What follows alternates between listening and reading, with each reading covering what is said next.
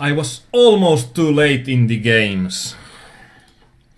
There was on the one table, my time bank balance is only 2 seconds. I just got here in time, but it might be brutal if I forgot in explanations. And I would need my time bank there, so I need to be extra careful right now.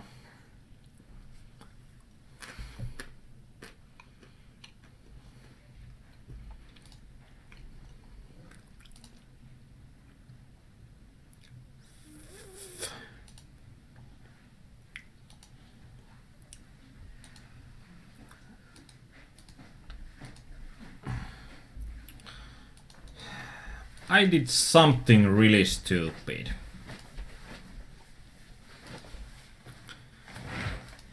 I accidentally pressed a link and it opened the link in Chrome. That's my usual browser, and it opened like 10,000 tabs at once. So it takes a while so I can close the 10,000 tabs.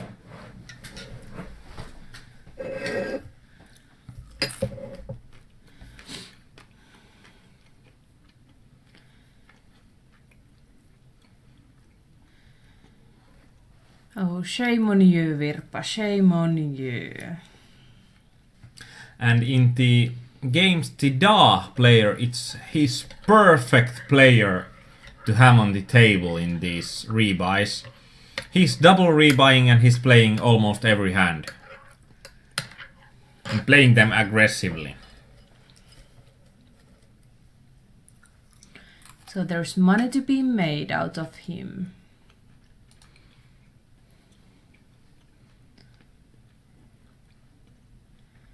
There's quite a difference between him and the player next to him, Leslie, if you compare the stats. Yeah, that's like a nit and not that nit.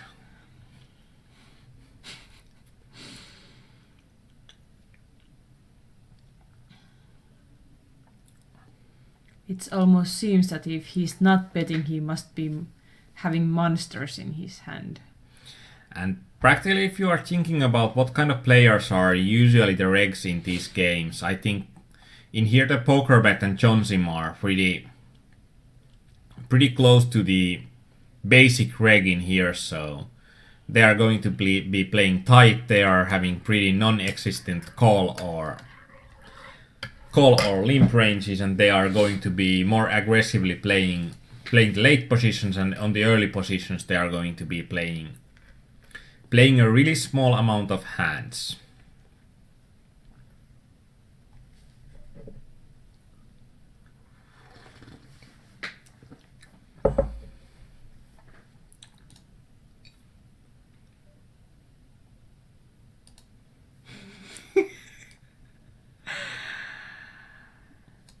Well, I'm just hoping that one of these Sundays some of you guys will pick the Sunday Million and just win buttloads of money to end this torture.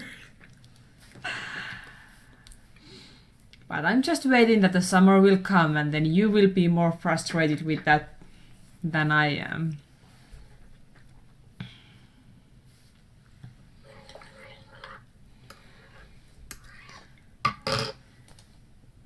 And I heard that the more I touch it, the more it will be annoying for you. So I might be forced to just be tender to you constantly. And we are going to be getting it in against the Da player.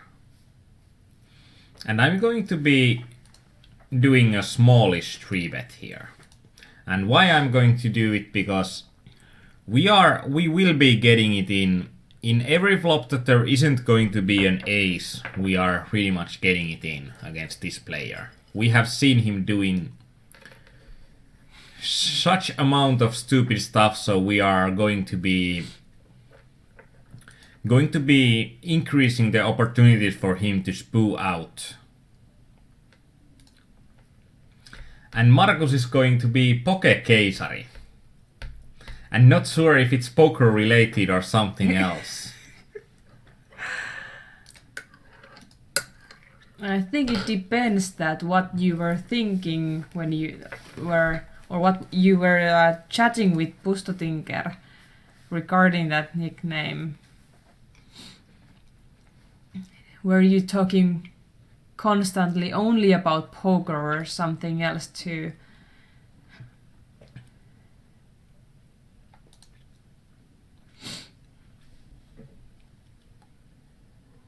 But I think Pokekeisari goes pretty well together with Korpisoturi and other nicknames we have on the forum, so... From Riihimäki. Yes.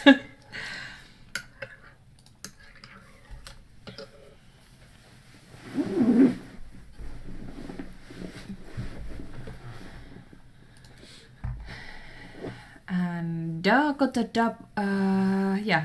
double rebuy. So we still can have lots of... we can get lots of chips from him. Yeah. And the more frustrated he gets, the more easier it will be. Can the player be such a nit that...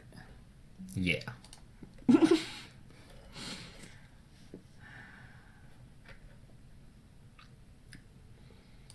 And we have got them aces. Aces? Aces will be good for us, hopefully. Perhaps, maybe. Let's just go for we have them aces. And we'll see. Oh, they will be good for us. At least on the flop. Hard to get any value from. There is still a flush draw, so there can be something that the opponent hasn't caused.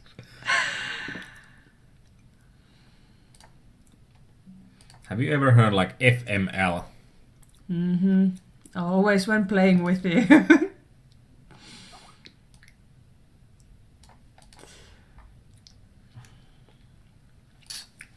And when there is 3k in the pot, I think there is some value that the opponent has some weird 2-pair or weird ace hand. And that's exactly what happened, and we got maximum value even though we were scared.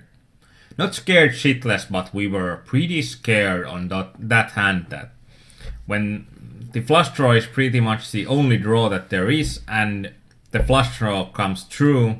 And the straight draw comes through. Yeah, so... Pretty much we were scared. Or we should have been scared. I'm probably opening a few tourneys on the other screen. The Turbo 180-mans, so that we will have a action-filled next hour or the beginning of next hour as well. Yeah, that ace deuce off raise shove standard. Yeah. Where is he from? Greece or Russian? Da. Russia. Yeah.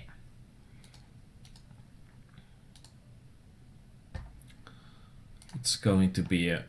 It's going to feel horrible, the hand, no matter. He's just min raising, and we are a bit away from the call 20 rule, but he has been playing such a wide range of hands thus far that like every option seemed bad.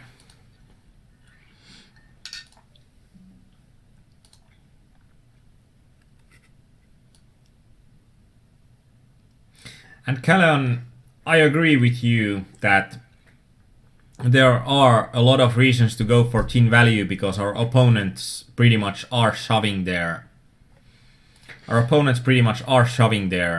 better hands, so we are going to get value from hands that are basically bluff catchers. So if he had shoved, you wouldn't have called. If he had shoved, I would have called, because it's just 1/3 of the pot. I don't need to be right that often, and there are plenty of hands that he can have. And I'm still winning the pot, because with the trip aces I'm still having a really decent hand. And now I'm getting frustrated for just saying they're really decent time and time again.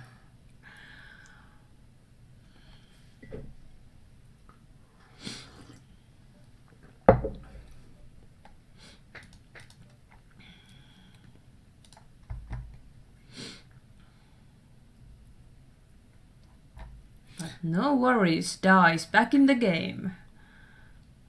I don't even know how many rebuys he has taken, but I would guess plenty. And poker at Lafid. I think that's also pretty optimal play from him against Da, because Da seems to be also not folding that much. We'll see. Oh dear. Yeah, he's not folding anything. Not a thing.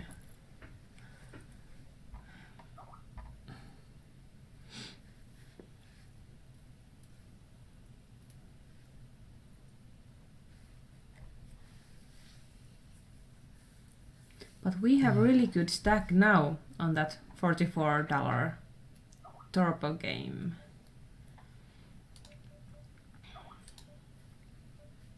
I don't know about a really good stack, but we have been winning them pots. Well, it's top 40 and there is almost 800 players left. Good for us. Yay. I practically should have bet the flop, because I'm having zero showdown equity, and betting the flop would probably have been optimal. And I don't like my game at that spot at all. Oh, too bad that Da already folded. Not anymore. Yeah, it doesn't matter. We can take other players' chips as well, not just Da's. Yeah. Every chip is worth the same if the opponents are giving them to us.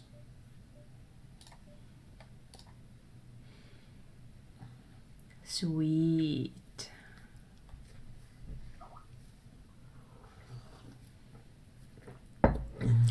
We are second now there. Awesome. Yeah, on top left. That's great.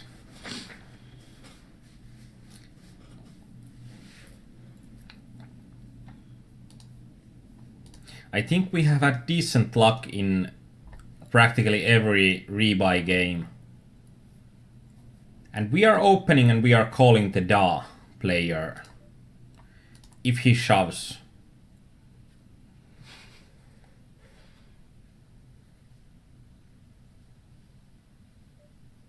I think it's more likely that he calls rather than shoves pre. But he's calling if somebody else is shoving. Or betting. And I was just hoping that we would have something.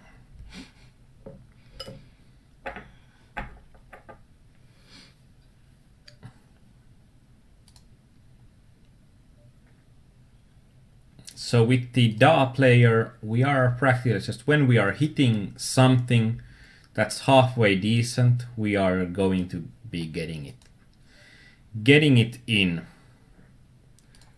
And it will be frustrating if we don't get anything, but when we get something, it's going to be worth it. And aces against tens, are there any other option to play tens?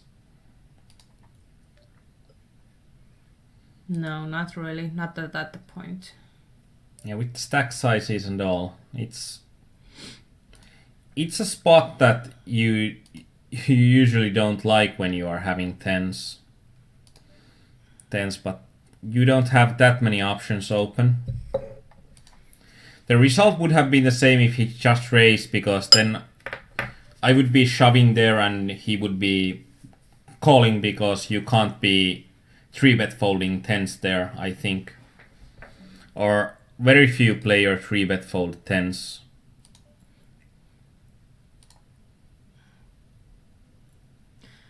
Can you move the Justin TV chat from the other screen so it's visible? Just in case. Just in case someone decides to talk to us from the Justin.tv. Yes.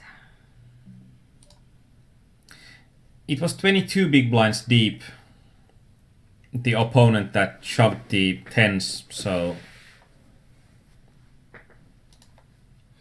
I think it's a pretty good rule that if there is a raise before you and you have approximately 10 times that stack, then it's good to shove. And he had 12. The opponent 2.5x, so he had less than 10 times the amount that the first opponent has raised in his stack.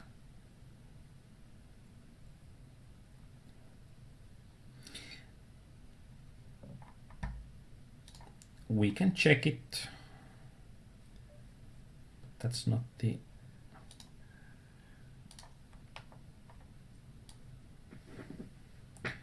I'm thinking that we are having our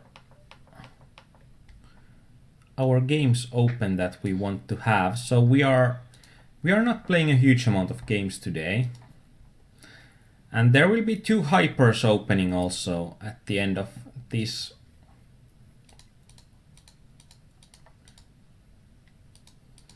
Tens against aces. And there was just a min raise, so that's correct, but there was 22 big blind. No. 24 big blinds, so... But that's a good rule of thumb that you should be thinking about.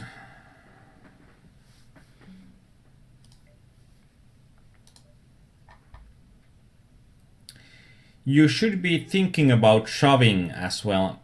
And in here, the opponent just called on the flop, and we are getting a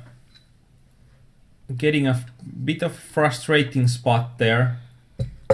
And yeah, the reg was min raise opening. I don't remember where I got I just thought that I saw the 375 as the open size. But there are still regs that are playing with really reggy stats and they are opening 2.5x. Even when the blinds are huge. So not every reg has improved their game through the last 3 years or something. And there are still quite a lot of players that are 3xing all the way till the end. I don't know if they are so-called regs or something, but I wouldn't say it's a good way to do that. And there is, like, if you are reading books about poker, you will still find books on the bookstores that are saying that you should be opening 3x, so they might be that they want to be savvy poker players, but they just are looking their information from a wrong source. Yeah, I think nowadays it's more useful to watch videos rather than read books regarding poker. Yeah, because I think that most books are pretty outdated nowadays.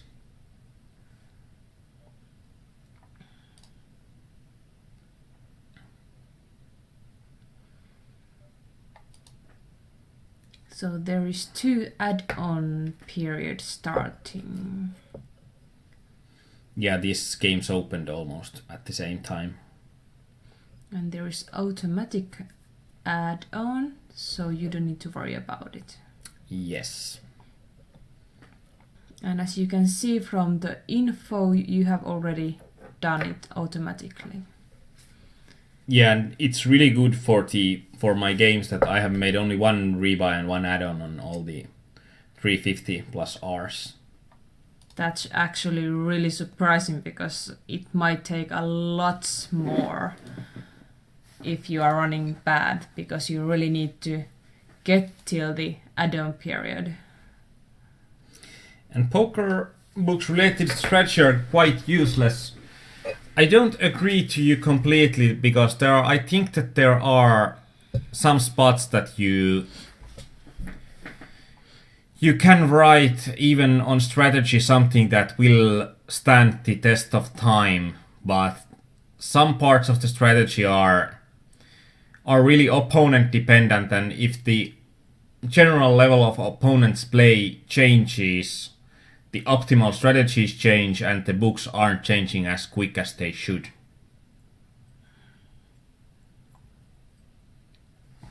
And Eurospro asks an interesting question, that would you recommend a beginning poker player to open 3x?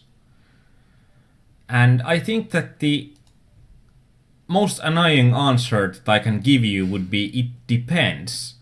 But there are some good points of opening 3x as well. And for a beginning poker player, if you are opening 3x, the stack to pot ratio on the flop will be less, and the opponents that are playing against you can do it with, or they can have less edge against you, because the stack to pot ratio, the greater it is, the more moves you can make, and the more you can make the beginning poker player's life harder.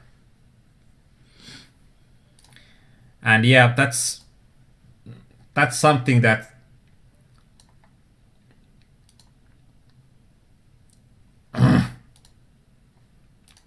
that is just the point, that if I'm teaching a beginning poker player, it might differ a lot from what I see as an optimal strategy, because there are other things at play. And for example, I might play a quite laggy playstyle compared to most of the regs that I'm playing. I'm playing both more hands and I'm playing them pretty aggressively. But if you are a new player and you are trying to emulate what I'm doing, you are probably going to be losing a lot more money than you would if you would be adopting an easier playing style and you would avoid getting to the hard spots. And that's something that's interesting, because there are some spots that it's better to teach something that isn't completely optimal, but the optimal playing style in the spot would require in being in such a hard spot that the player is better suited for not taking the harder option, even though the harder option is more plus EV for a decent player. And even if you are avoiding hard decisions, you are going to get a lot of hard decisions eventually as you are playing.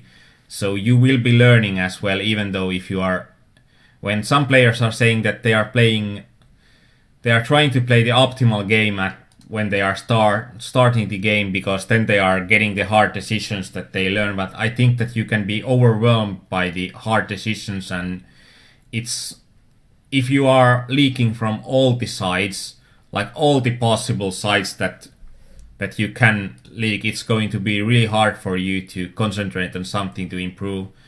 But for a beginning player, I would recommend teaching a really simple strategy, and really simple tight strategy, and using a stronger range. So there are points why you should be using, but for example, I think that most of the players, if they are recommending a tournament book, they must recommend something that says that it's for advanced players, but still recommends opening 3x, and that's something that I think shouldn't be done. And of course, it's the other way as well, that people want to buy books that are saying for advanced players, because everyone wants to feel like, I am an advanced player and I know something that the others don't. It makes you feel better if you are advanced players. Like, all of our viewers are a bit smarter and a bit more good looking, and they are making good decisions by following us.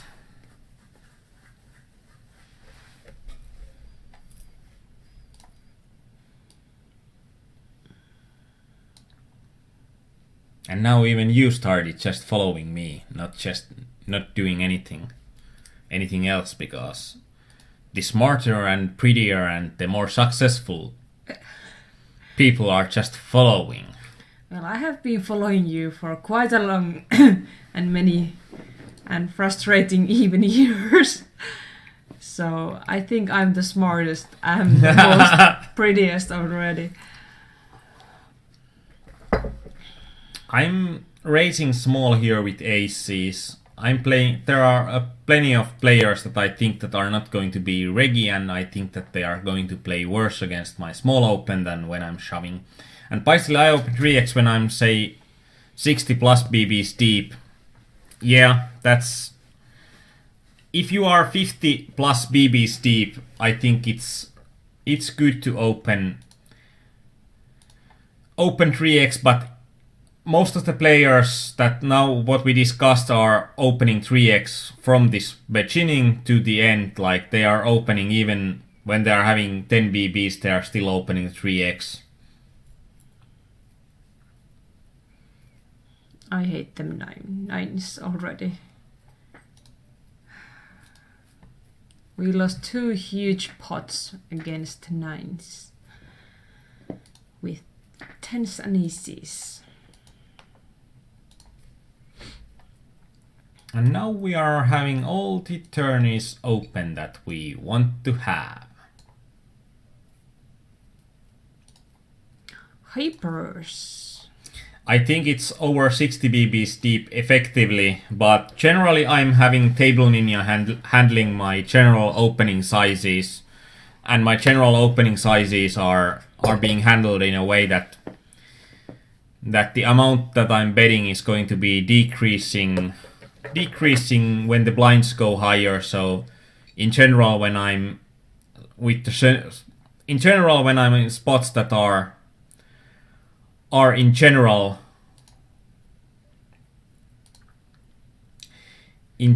deep enough, then I'm been opening, because I think it's something that you can have a long discussion about if you should open somewhere at 2.5 or 2.3 or 2.2 or 2.0 or 3x. And that's something, I think that's like an argument on which color should you paint your room or the fence outside. Like, even in a work environment, it might be really hard to get any discussion about something technological that really matters, that there is something that you really need to do well in order for the business to work, and you probably can't get any good opinions about it.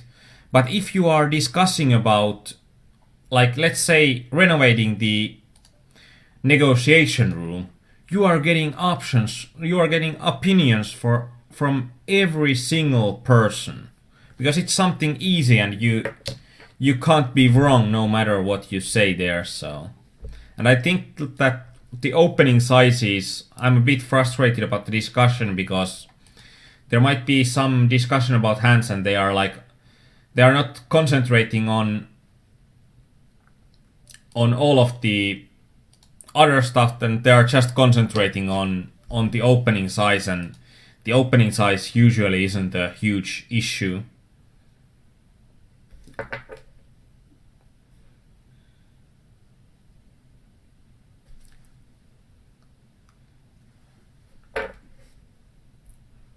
And the effective stacks are more important, but like usually in the situations, it would be better but I don't know how much, and I would think that the differences in changing the opening size according to effective stacks or according to the blind level, it's going to be, I think the differences will be quite minuscule.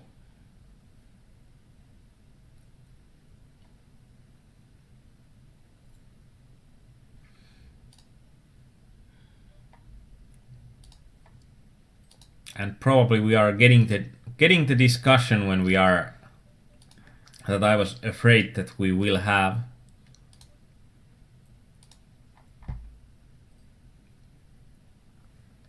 It's going to be horrible here. Mm-hmm. Completely.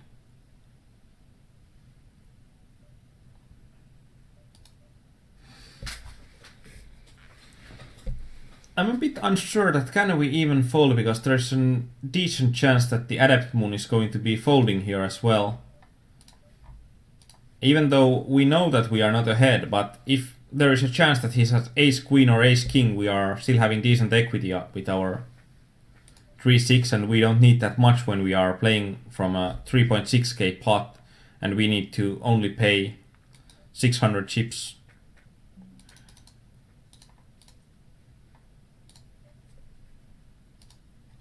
Well, this will probably be the most interesting game, so I'm trying to get the interesting stories.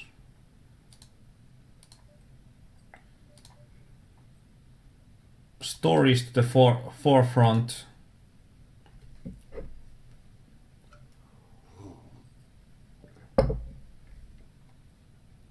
And on the top left, it's going to look stupid, but I think that we need to be going with this.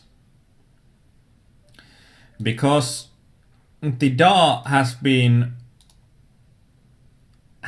playing pretty weird at the beginning stages of the game.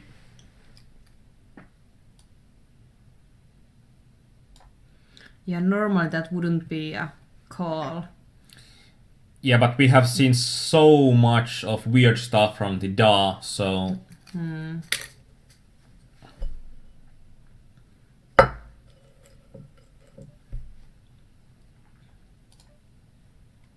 And I agree with Caleon that the discussion about effective stacks, it's important, but the discussion about what is the correct opening size, it's not the important one. And actually this is crappy.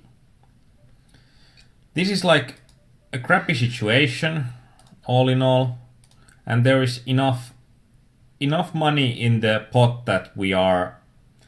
This is not horrible, but this is probably not optimal as well. We are screwed.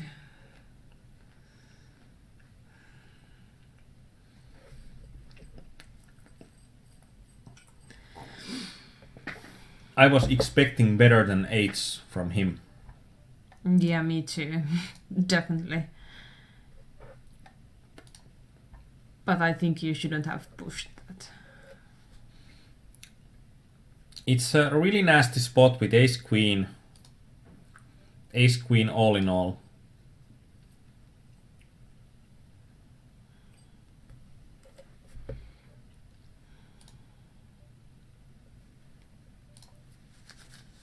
Because if I'm calling, it's going to be a 4-way pot. If I'm folding, I'm folding Ace Queen from the button.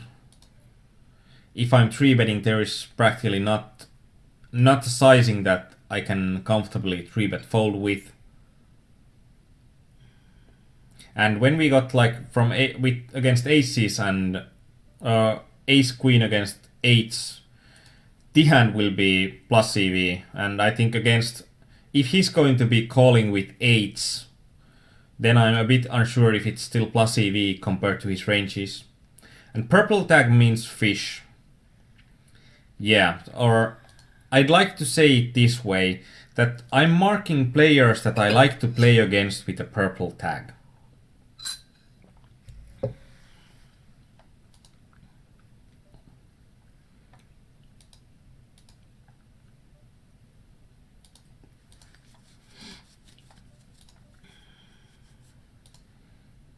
I'm also having some other marks, like I'm marking players that I don't mind playing against with the blue.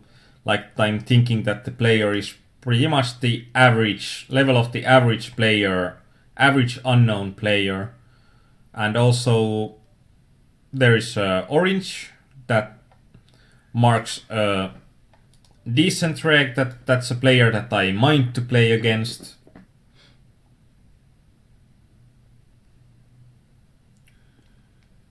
And then there will be red players that are top regs in the games. And there are players that I really mind playing against. I think I tend to agree with Callion that 3-bet would have been probably a bit better option, but nevertheless, if there had been a shove afterwards, it would have been a terrible situation. But yeah, this is the game that we were second during quite a long time, and now we are third last. So, and I shouldn't be opening Jack 10 suited from UDG, even though there is a sitting out, which makes it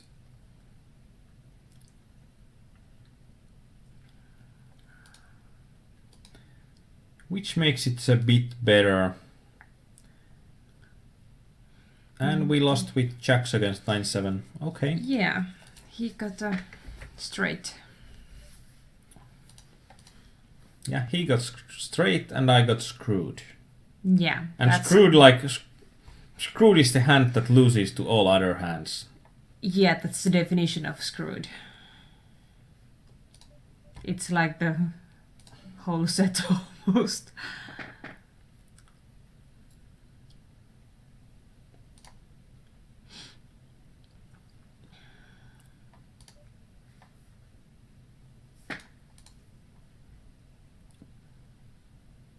And I think when I'm seeing from the $51 hyper that I'm seeing that players are 4-betting the flop, even though I'm having a top pair there, I think I'm screwed.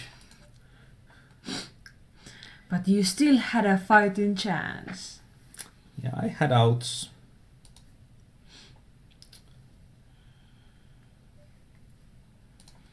Let's put it this way, that right now you can see the table counter counting downwards at such a rate that I'm not having fun at the moment.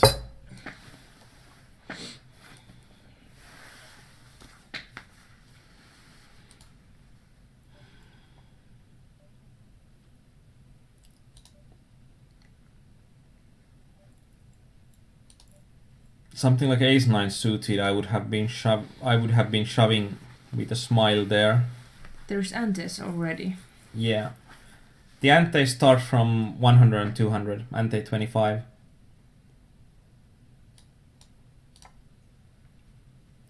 So now we are having one hyper, I'm changing it to there, so it's a bit easier to follow. I think the best run we have had was one hyper. I think that we have run such horribly today that it doesn't matter which run is the best, because all the runs thus far have been lousy. Yeah, thus far today, but in the previous sets, the biggest cash we have had, that was from hyper game.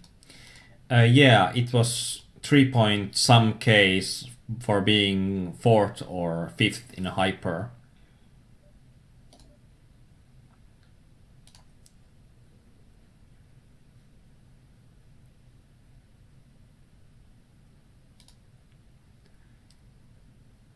Yeah, I think ace-6 suited is quite close. Quite close there, so that's why I highlighted it. It just... If this would have been a $8 hyper with this kind of blind level, I would have shoved the ace-6 suited, because on an $8 180 man, when we are at 200 to 400 blinds, we are having way more players that are having just, let's say, 5 big blinds there, which makes H6 suited a better shove. But in a rebuy, we are still having pretty much, we are having equal stacks and we are having at least 10 big blinds against everyone else. And it might also be that I have been playing way too many sit and goes lately, and I would need to have a cheat sheet here on what could I shove when I'm playing. And I'm still having a screwed hand on the top right.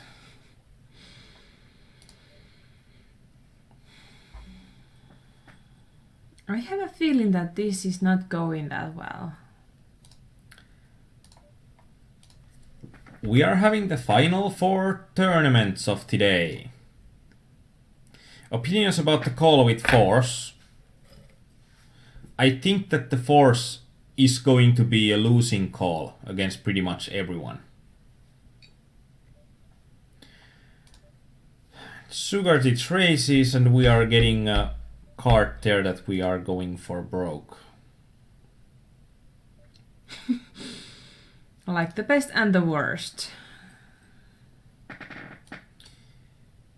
I think that we are still having enough equity with our Queen 9, even though it filled the flush draw, but there can be something else than a flush draw as well. And I would think that even though we are having 2 opponents, it's going to be quite likely that neither of them has the flush draw. Because the first one, if the flush draw would have filled, I think that he would have been betting there most of the time.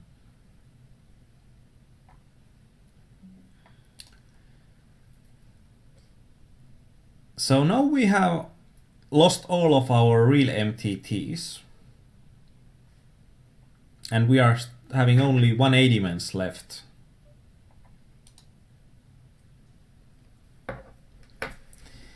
If I need to venture a guess, this has probably been one of the hardest MTT sessions we have ever had. Like one of the harshest, if not the harshest. I remember that we have had one really horrible English session that felt really crappy, but I think this is going to be even harsher.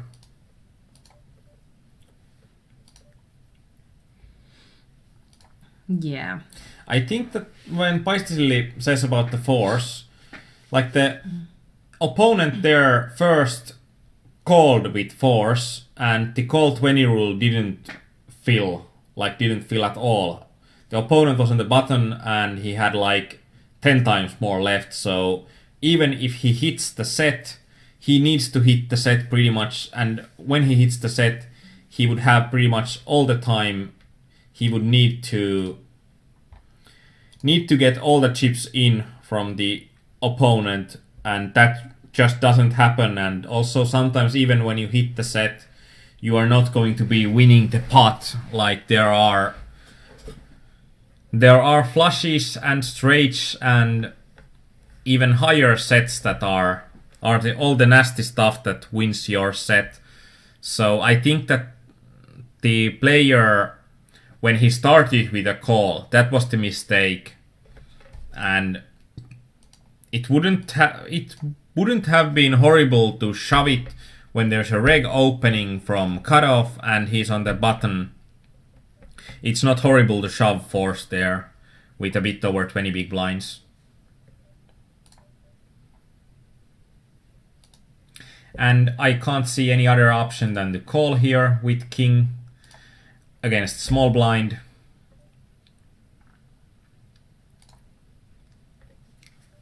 And it holds. Good. Lapin Vitali. Where is he from? Ireland. Insta push isn't horrible there. But I think calling with force and then calling a shove with force is going to be a really losing play.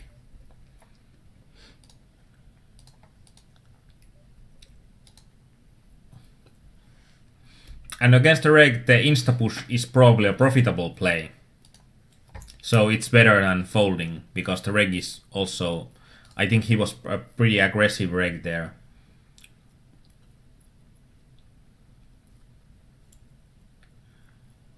With antes, this would be an easy shove if it comes to me folded. Because then there would be enough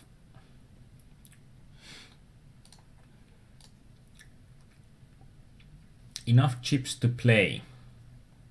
And this makes it more interesting when placer comes along for the ride.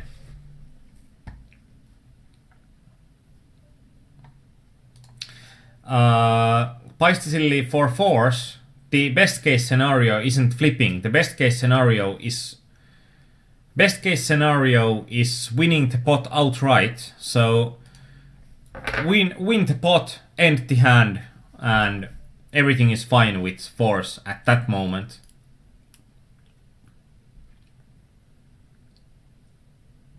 I will be calling this 6-8-3, but not more than that. Even though it's likely that, or it's possible that he will have an ace there, but there are some bluffs as.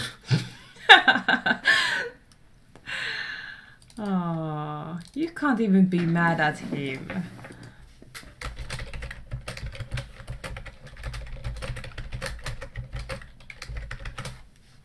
Limp aces 6 big blinds deep, UTG, MTT. And that's a note that will make me money in the long run.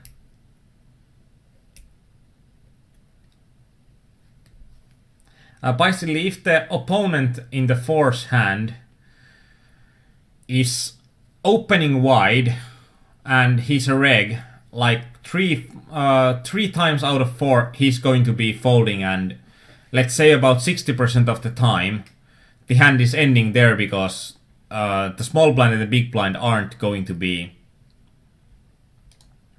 But if you are getting called out of 40% of the time, there are some times that you are flipping, and if it goes after, or if it goes post flop, that you are, when you are flipping, it's good. It doesn't matter that much. But then there are when you are against a bigger pair, I think that's more like, that's just too bad, and that's poker.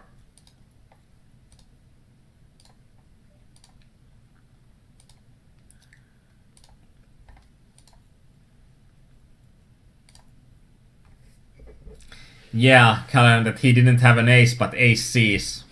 But I think that's a bit of a polarizing way to play it. Like when he checks twice and shoves the river, it's pretty much that he has the nuts, or, and in this case I qualify any ace as the nuts. Any ace or better, and there is an option for the opponent. Also, if he misses the flop completely and every draw pretty much misses, he can then be shoving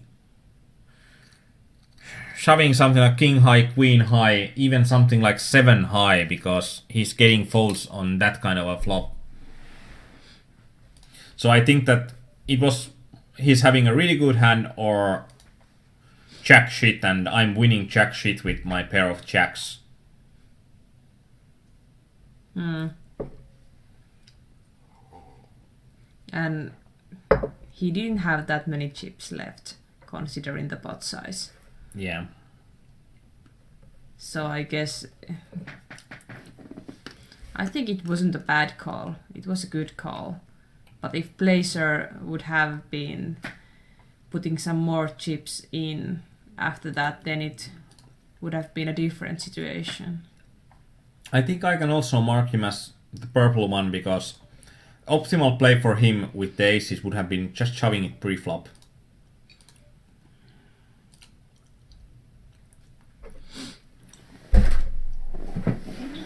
Yeah, but he wanted to get some thin value, if you want to say it in that way, and he was sure that there's going to be more people in the bot when just limping. But he's going to get it all in if he shoves pre-flop. He's going to get it all in against me for sure. And there is decent chance that the placer is also.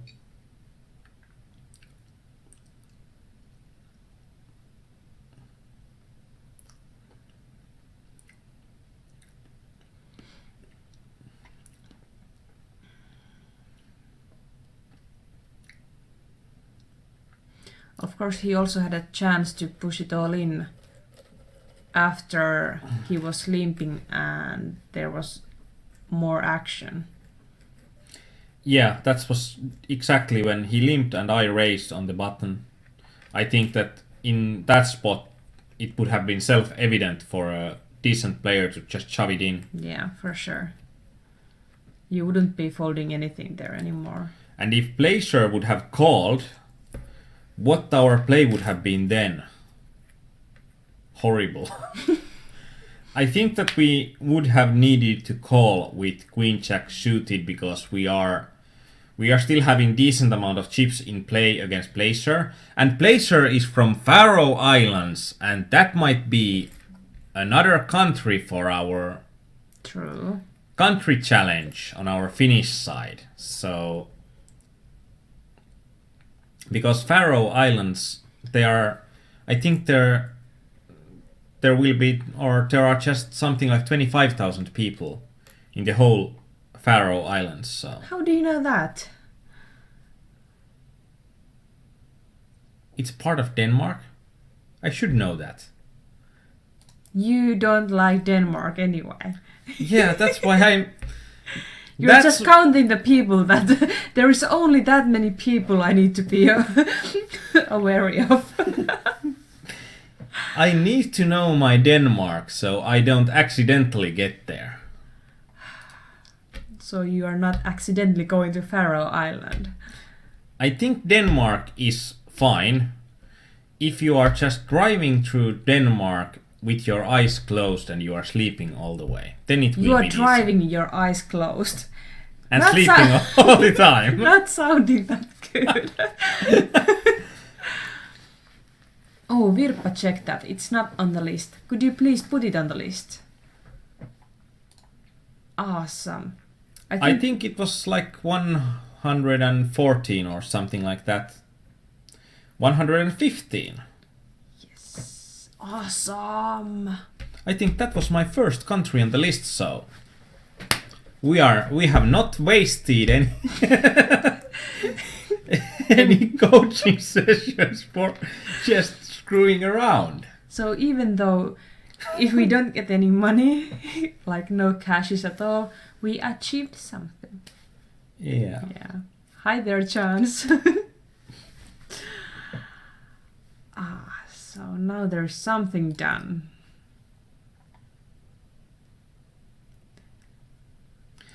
Uzbekistan. Now we are running. Yeah, running hot in the country challenge. Yay.